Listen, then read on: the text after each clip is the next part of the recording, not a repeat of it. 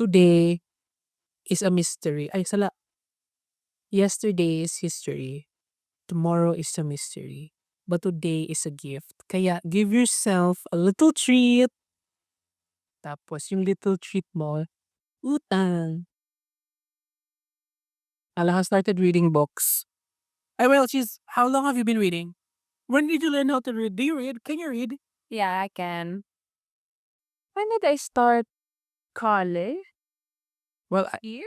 first year. Nag-start ako mag-read like April 2025. This is the current book I'm reading. It's a series and this is the fourth book of that series. Tapos may bago ng read. Series store. Seriously? Yung goal po is one book a month. One book a month. Depends on how big the book is. Ito, kaya to ng 1 month. Pero this is for July. This is my July. It's already August. In this episode, we talk about books. We have conversations on reading. We recorded this episode outside on a terrace at a cafe, so the audio quality is not as best. Figuring things out, trying a new setting to record. But I have started reading books. The first book I started reading this April was Ikigai, and I'm already 80% done with it. Ella actually recommended me to read Master Your Emotions, which she let me borrow here, but I haven't really started reading it. You didn't read it. I couldn't read it because I didn't like the texture of the paper. Whenever you experience a negative emotion, simply observe it with as much judgment as you can. Ano masasabi mo dun? I can attest to that because when you are in an emotional state, reason is like at the back of your mind. Like hindi siya nagte-take center stage. It takes a back seat, empty road, four-seater para meron tayong space sa likod. Kung late at night lang naman yung nafe-feel mo, edi matulog ka na lang. Iyakin mo na lang. Huwag mo nang i-process masyado kasi sometimes being hyper-aware of something will make you more pababa na yung spiral mo. Anyways, um, I've downloaded books na. Getting back to our topic of books. Welcome to book episode. We went to National Bookstore kanina and we checked out some books. Here are the books that I took pictures of. This is what I will what I will download soon or baka i-buy ko. This is the book that we saw doon sa Derma. It's called The Decision Book, 50 Models for Strategic Thinking by Michael Krogerus and Roman Shapler.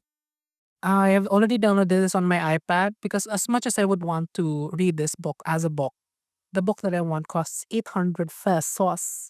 Meron naman lang na ebook. So, inibook ko na lang. If anybody wants to gift me a book, here are some of the books that I would love to be gifted. The next book that I'm gonna be looking for is The Self-Healing Mind by Gregory Scott Brown. It's a good book. I'm gonna search din sa internet kung merong free version yan. I'm not sure if I wanna read a novel. I don't know. I haven't tried reading a novel yet. Currently, right now, I have on my iPad The Art of Communicating by Nat Kiang Tok. Ano ba yan? Basta it's here on my iPad. And then Atomic Habits, the Psychology of Money. I think what I'm gonna be reading first is The Psychology of Money because that is where I need help right now. Kasi baka discipline. Kasi kung wala kang discipline, ano naman so knowledge on that? Anyways, discipline is an emotion. So what causes a lack of discipline? The lack of discipline is caused by doubt. That is the opposite of discipline. So anong opposite ng doubt? The opposite of doubt is resolve.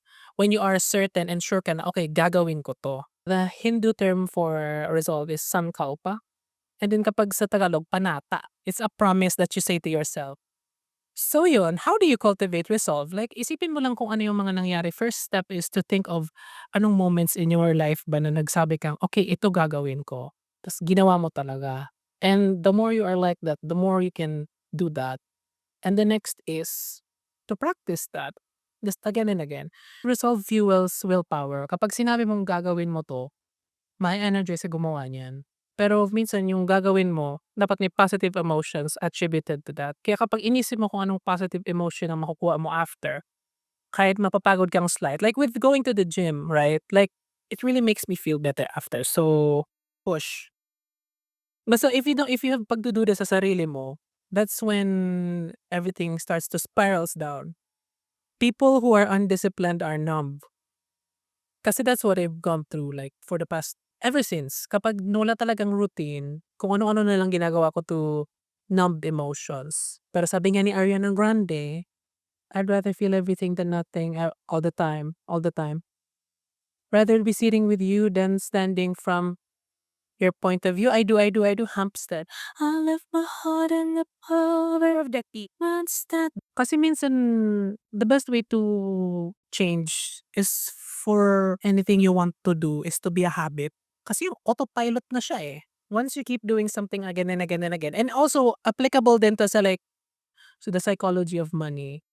If you want to grow money, just make tipid every day. No matter how small lang tigtipid mo, basta may tigtipid ka. So I'm gonna start a coin. Coin ba? Mas snowball effect na kasulat yun dun sa book. And then yun, baka mag-audiobooks na lang ako kasi minsan I can't read. Yeah, maganda mag-audiobooks na.